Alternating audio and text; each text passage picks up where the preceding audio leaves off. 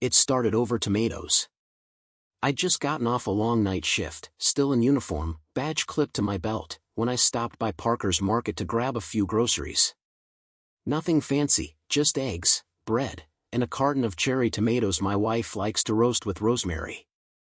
The store was quiet, peaceful.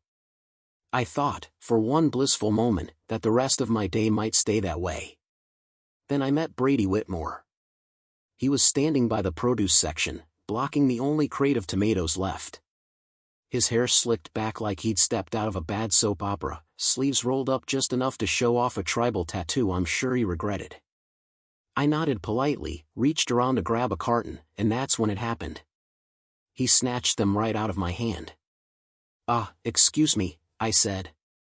Brady turned, looked me up and down, skin, uniform, everything, and smirked. People like you don't need organic produce. There's some canned stuff in the next aisle. I blinked. Not because I didn't understand what he meant, but because I understood exactly what he meant. Now, I'm not new to this sort of subtle venom. I've been a black police officer for 25 years, and now chief of police in Granbury County for the last 6. But something about Brady, his smugness, the assumption, the entitlement, got under my skin in a way few things do. Still, I kept my voice even. Sir, I don't think those tomatoes are worth this kind of trouble. He laughed. Actually laughed. This isn't about tomatoes, buddy. This is about people who move into our neighborhoods, flash badges, and think they get a free pass. I looked him in the eye. I am the badge. That wiped the smile right off his face. He stepped back, but not before muttering something I won't repeat, something loaded with venom. And then he turned and stormed off, tomatoes in hand, knocking over a display of apples on his way. I figured that would be the end of it. I was wrong. By the time I reached the checkout line, 2 sheriff deputies were already entering the store, followed by a shrill voice that echoed all the way from the parking lot. There! That's him. That's the man who threatened my son. Enter Karen Whitmore. Mid-50s, overly tanned, wearing a visor and an HOA windbreaker like she was leading a parade.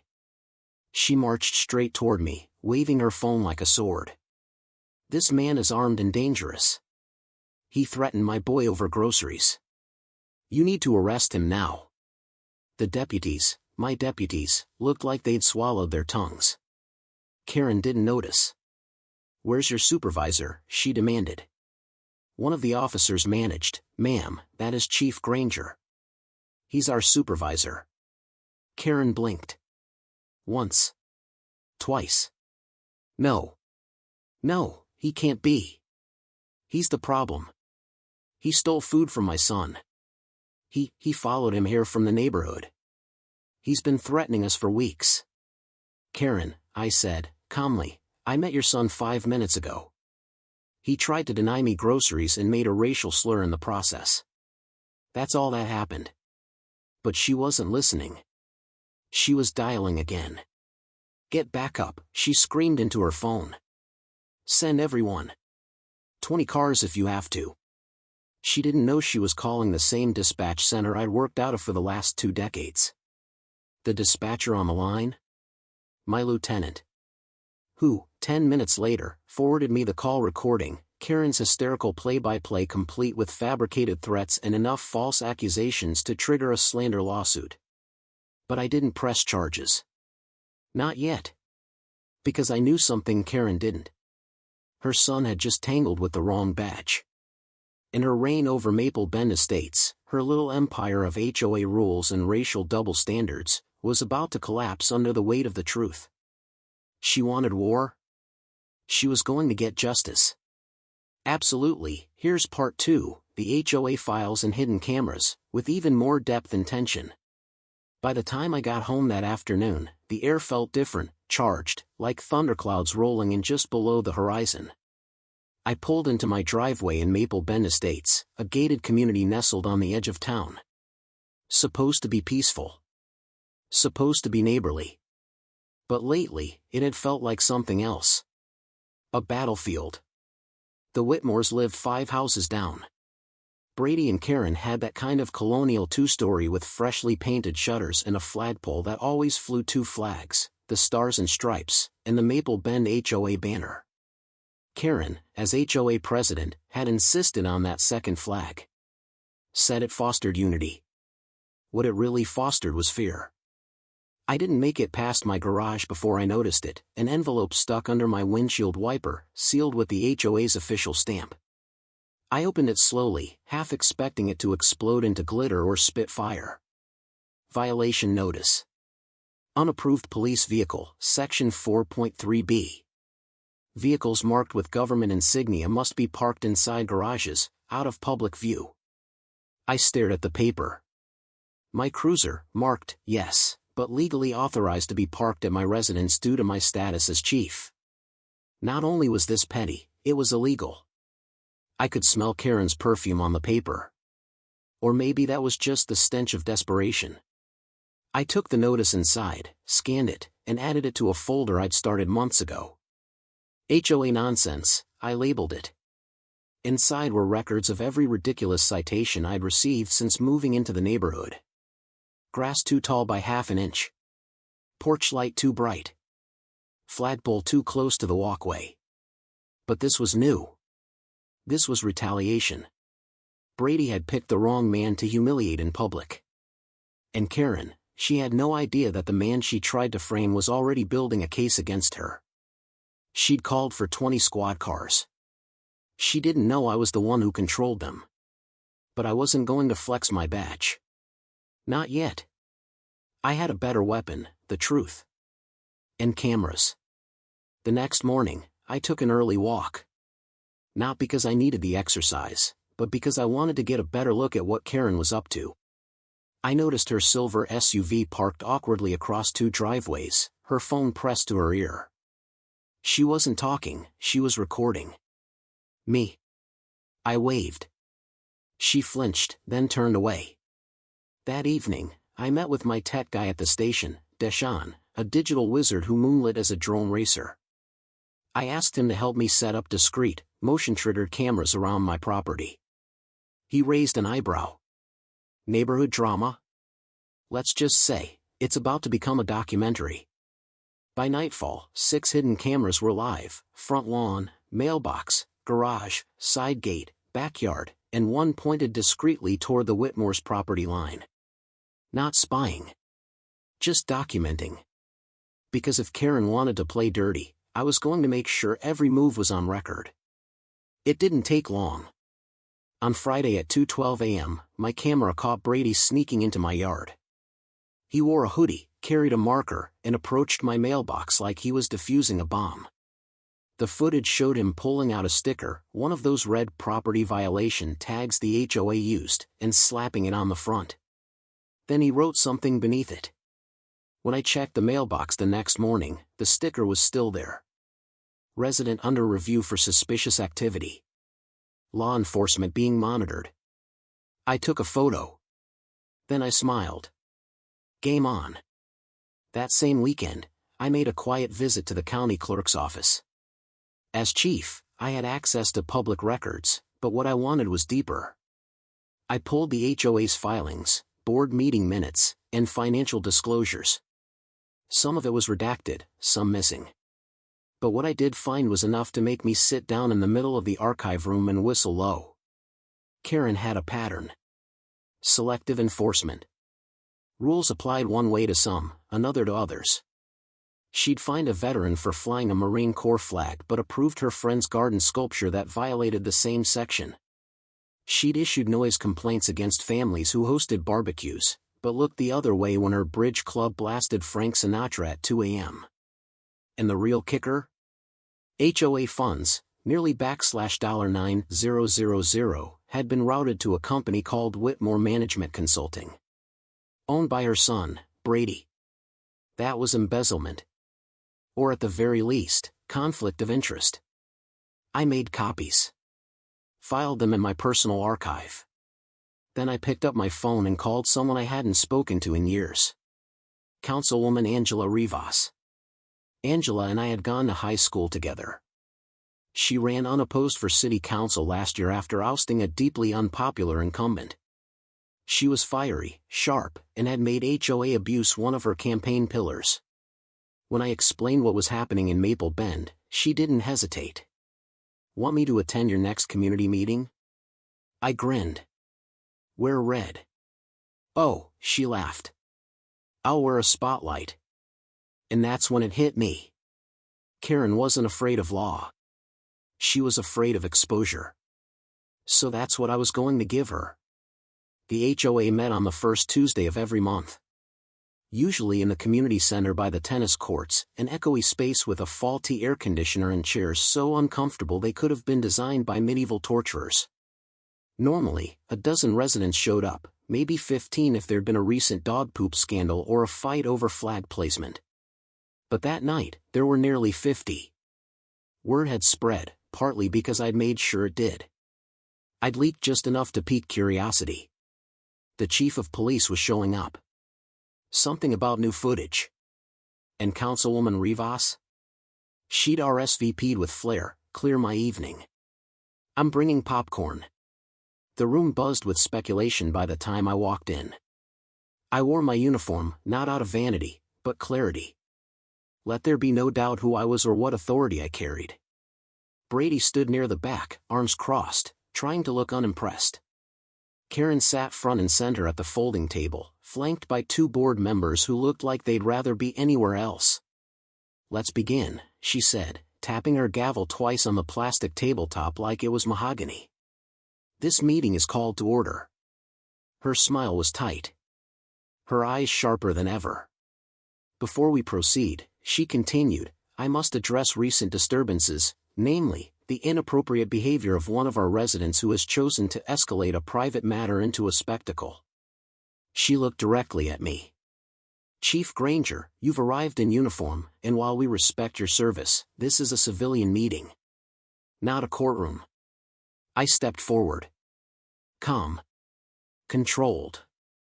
"With respect, Mrs. Whitmore, I'm not here as a cop. I'm here as a homeowner. One with grievances." A murmur rippled through the room. Karen waved a dismissive hand. "Very well. Make it brief." I didn't need long. I pulled a small remote from my pocket and clicked it toward the projector screen. I'd cleared it with the center's AV system earlier. The screen lit up, black and white footage of Brady slinking toward my mailbox under cover of darkness.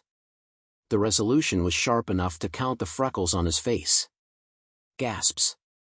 On the screen, Brady applied the fake violation sticker, scrawled a note, then took a photo of it.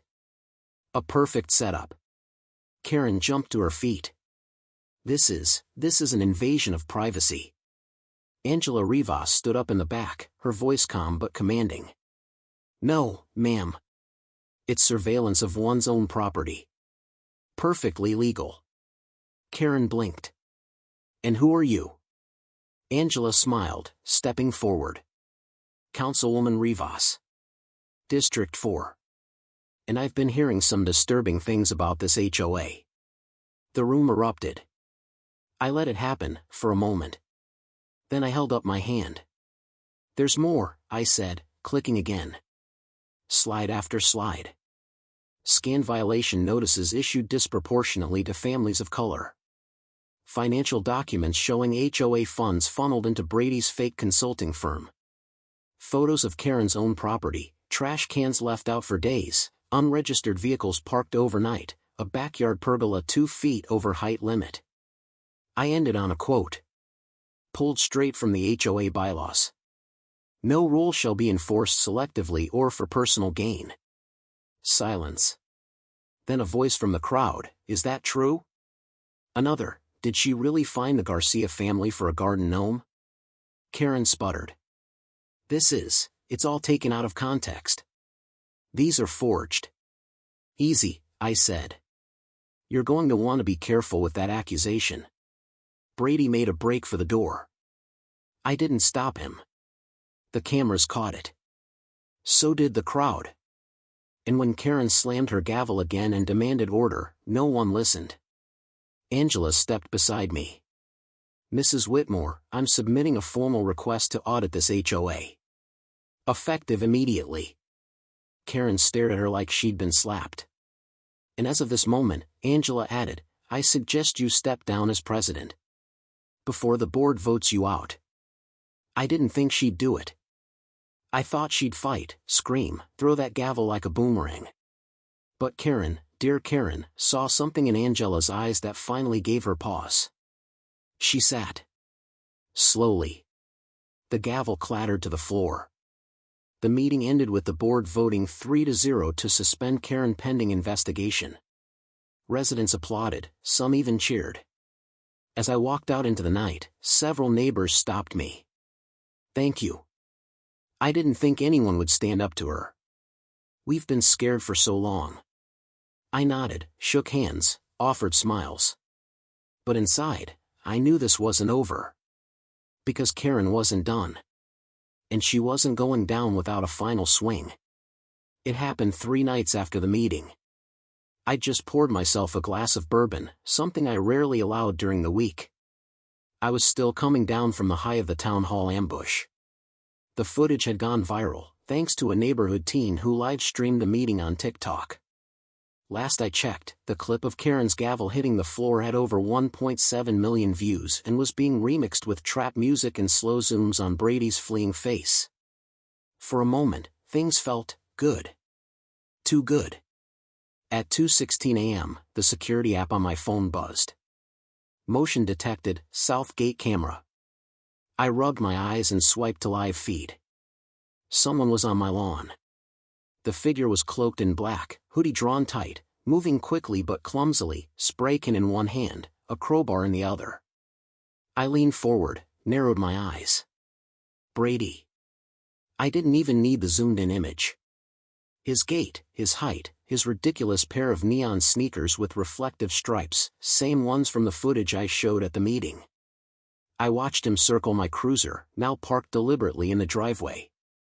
PSSSHHT. Bright red paint exploded across the windshield. He tagged the hood. Drew a giant, shaky thud across the doors. Then moved toward my mailbox, again. That's when the siren started. I'd upgraded my system after the last incident. The moment anyone touched the cruiser without a digital key signal, alarms blared. Strobe lights flared. And most importantly, an automatic alert went straight to dispatch. I stepped onto my front porch just in time to see Brady spin like a deer in headlights. He dropped the spray can. And ran. But he didn't make it far. A sheriff's cruiser was already turning the corner when he bolted. 2 more followed. They cornered him halfway down Sycamore Lane, tackled him on Mrs. Dumont's lawn between her prized gnomes and seasonal hay bales. I stayed on the porch, watching. I didn't need to be on scene. I'd been careful not to overstep, to let the process play out like it would for any citizen. And sure enough, 10 minutes later, Officer Brecklin approached, notebook in hand. Chief, he said, tone respectful but clipped. Got statements. Footage. Paint on his hands, crowbar in his backpack. Want to press charges? I didn't hesitate. Yes. Every one that applies. Brady was arrested that night for vandalism, trespassing, and attempted destruction of government property. But the fallout didn't stop with him. The next morning, Karen showed up on my doorstep. Not in fury. In tears. She wore a long coat over pajamas, slippers instead of her usual heels. Her hair was undone, mascara smudged. She looked like she hadn't slept, and for once, I believed it. I'm sorry, she said, the words breaking in her throat. I didn't invite her in. She stood there trembling, hands clutched in front of her. He's just a boy, Samuel. He didn't mean. He's not a boy. He's a grown man with a record of harassment. He targeted me. You encouraged it. She flinched. My husband, she whispered. When he left, Brady changed. He acts like I'm the enemy unless I defend him. I tried to keep him straight, I did. But I let him. I let him do things I shouldn't have. She looked up, eyes hollow. You don't know what it's like, raising a son when you've built your whole life on rules. I didn't respond. Not out of cruelty, but clarity. Because she was wrong. I knew exactly what it was like to live under pressure. Just not the kind she meant. You wanted control, I said quietly. You got chaos instead. She nodded once. Then turned and walked away, shuffling back to her house like a defeated queen leaving a battlefield. But again, this wasn't the end. Because the real shock came the next week, in the form of a tip. Anonymous envelope. No return address. Inside, photocopied HOA bank statements. And a sticky note. If you think Brady's the only one, you haven't checked the rest of the board. There were more names. More shady contracts. More money disappearing into consulting fees. The HOA wasn't just corrupt. It was a syndicate. And I was just beginning to uncover the rot. The documents were damning.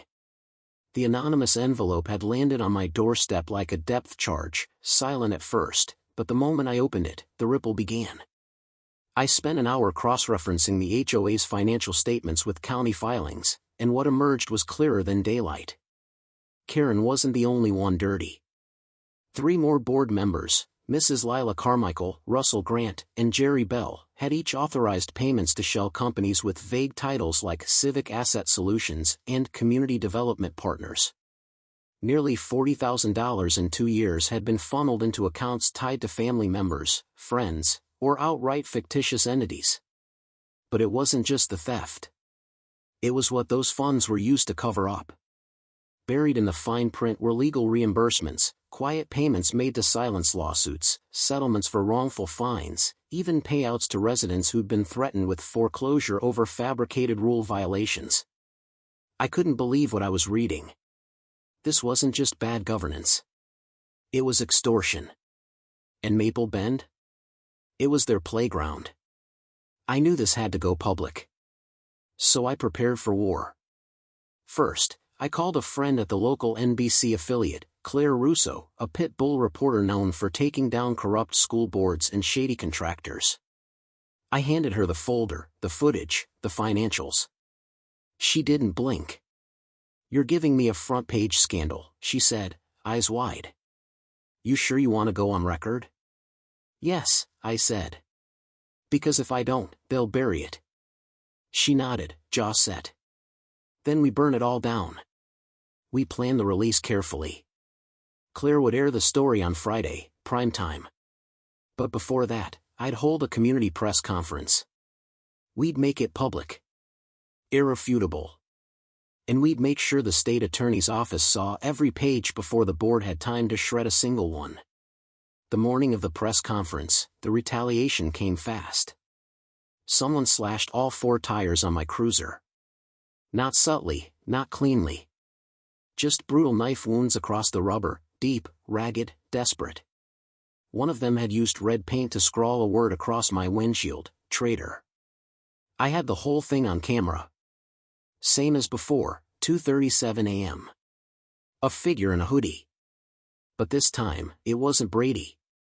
It was Jerry Bell. An HOA treasurer. A grandfather. A man who led prayer at neighborhood events. Caught on camera, kneeling beside my cruiser like he was changing a tire, only he was carving hatred into rubber. I sent the footage to Claire. She texted back one word, perfect. By 11 a.m., the community center parking lot was packed. Local press vans, a few news drones, residents with lawn chairs and folding umbrellas. The rumor mill had done its job. Everyone knew something was coming. I stood at the podium, flanked by Councilwoman Rivas on one side and 2 uniformed officers on the other. Behind us, a massive poster board with a single word printed in bold, accountability. I stepped up to the mic. "My name is Chief Samuel Granger. I've served this county for 25 years. I've seen crime, corruption, cruelty, but I've never seen it so organized, so casual, and so close to home. I let that land. For too long, the HOA board of Maple Bend has abused its authority. They've silenced residents, falsified violations, and funneled community funds into personal pockets. This ends now. I clicked a remote. Behind me, a screen flashed to life, Brady vandalizing the mailbox. Then Jerry Bell, slicing tires. Then the payments. Names. Signatures. The crowd gasped. I have turned over all documents to the district attorney's office. Civil suits are pending. Criminal charges are likely. Karen was nowhere in sight. But her shadow lingered. Claire stepped up next and made it official. Her report would air at 6 p.m., complete with interviews, witness statements, and a digital archive of every document available to the public. No hiding. No spin. When it ended, the room was stunned. A few neighbors clapped. Others just stood still, processing what they'd seen. And then someone asked, "What happens next?" I answered plainly. "We take our neighborhood back." That night, the broadcast aired. By 8 p.m., Karen's house had gone dark, curtains drawn, lights off, her infamous flagpole bare. Brady was officially facing 3 misdemeanor charges. Jerry Bell had resigned, citing health concerns. 2 other board members deleted their social media within hours. But me? I stood on my porch. The cruiser cleaned. The cameras rolling. The badge still on my chest. The last text I got that night came from an unknown number. "You think this is over? You just made it worse." I stared at the screen, unmoved. Because tomorrow, I'd release the last piece. The final blow. The sun rose quietly the next morning, but I knew the silence wouldn't last. The phone calls had already started, not from reporters, but from residents. Strangers. Victims. People I'd never met, from neighborhoods across the county. They'd seen the footage. Read the headlines. "She did the same thing to us. She fined us $900 for a flower pot. My son cried when she called animal control on her puppy." Karen Whitmore wasn't just a tyrant of Maple Bend. She was a regional disaster. What started as petty fines and intimidation had become something far bigger, a system. One that leveraged fear, identity, and silence to push people out. To control them. She'd built a reputation on power plays. On exploiting the quiet. On betting that no one would ever push back hard enough. She miscalculated. By 10 a.m., the county courthouse was buzzing with media. Not for a trial. Not yet. For a press conference. Karen's. She had called it herself. After weeks of silence, she decided to go public. Her invitation to the press was written in her usual inflated tone, to correct the narrative and clarify my commitment to community integrity. She'd rented a conference hall, hired a PR rep, and even arranged for pastries and coffee, as if that could soften what was coming. I didn't plan to attend. Not until I got a message. Claire Russo texted me a picture from inside the event. Karen's giving a statement. Claims she's being persecuted. Blames you directly. You'll want to see this. So I went. Not in uniform. Just a black polo. No fanfare. By the time I arrived, the room was standing room only.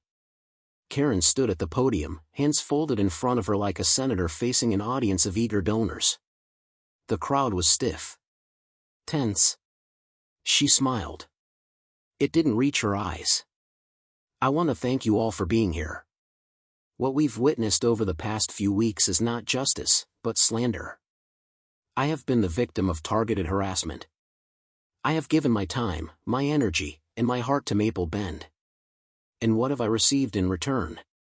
She paused dramatically. An ambush. She scanned the crowd, and saw me. Her face faltered. Just a flicker. But enough. Then she continued. "There are those who believe a badge gives them the right to destroy others. But I remind you, no one is above the law. Not even the chief of police." Gasps rippled. Some gasps. Some chuckles. Karen turned to her lawyer, who handed her a folder. She held it aloft like she was holding the 10 Commandments. "I have here a full counterclaim. Filed against Mr. Granger for defamation, intimidation, and abuse of power. And I..." She stopped. Mid-sentence. The screen behind her had come to life. Footage. Of her breaking into a resident's backyard last fall. Adjusting a security camera. Removing a no trespassing sign. Another clip, audio only, captured her on a recorded line. "They don't belong here. They're just renting until they run out of money." Then footage of her signing off on checks from HOA funds, directly into Brady's fake consulting firm. And finally, the crowning moment, video from a week earlier, Karen standing on her porch, whispering to Jerry Bell, "If we don't stop him now, we'll lose everything. Do what you have to." Claire Russo stood at the back of the room. Remote in hand. Live streaming everything. Karen's face went pale. Her mouth opened. Closed. No words came. Claire stepped forward, her voice cutting through the silence. "This is all being transmitted live to Channel 6, 7, and 9. If anyone would like copies of the raw footage, the Dropbox link is in the chat below the video." Karen dropped the folder. Walked off the stage. The room erupted, not in chaos, but in clarity. Residents stood. Shook hands. Huddled in clusters, sharing stories. A few even approached me with tearful eyes. "She ruined us. She made us feel like we didn't belong. But not anymore." Because that morning, Karen Whitmore lost everything: her position, her reputation, her last weapon, fear. Within 2 hours, the HOA board announced a full restructure. Independent oversight. Financial audits. And a public apology. Brady pled guilty to misdemeanor vandalism and community service. Karen? She lawyered up. But the DA was already circling. As for me, I went home. Sat on the porch. And finally, enjoyed my bourbon in peace. The air felt lighter. The silence didn't carry weight anymore. Just calm. Later that week, I planted cherry tomatoes in the backyard. Not because I needed them, but because sometimes, a story begins with something small. Something ordinary. Like tomatoes. And ends with a whole community finally breathing free.